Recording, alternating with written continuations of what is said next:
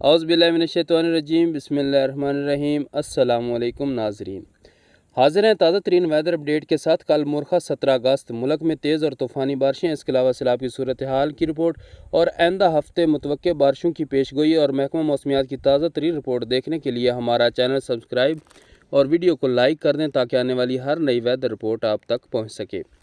محکمہ موسمیات نے کل 17 اگست کو ملک کے شمالی بالائی اور جنوب مغربی علاقوں میں شدید بارشوں کی پیش گوئی کر دی ہے۔ کل مرخہ 17 اگست کو کراچی، ٹھٹھہ، بدین، مٹھی اور حیدرآباد میں شدید بارش ہونے کے امکانات ہیں۔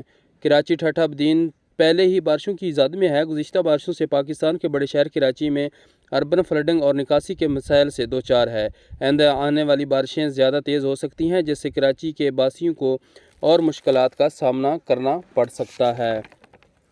پنجاب کے موسم کی بات کریں تو کل لاہور، گجرانوالہ، حافظ آباد، چنیوٹ، فیصل آباد، قصور میں موسم صاف رہنے کا امکان ہے، جبکہ جنوبی پنجاب کے میاں چنوں، وہاڑی، بورے والا، کھانے وال اور ملتان میں ہلکی بارش ہونے کے امکانات ہیں، جبکہ راجن پور، جام پور، تلہ گنگ، چکوال، کوٹ ادو، لیا، نورپور تھل اور میاں والی سرگودا میں تیز بارش ہونے کے امکانات ہیں۔ شمالی علاقہ جات کی بات کریں تو ہری پور، ایبٹ آباد، مری، سوابی، بٹ گرام میں تیز بارش ہونے کے امکانات ہیں۔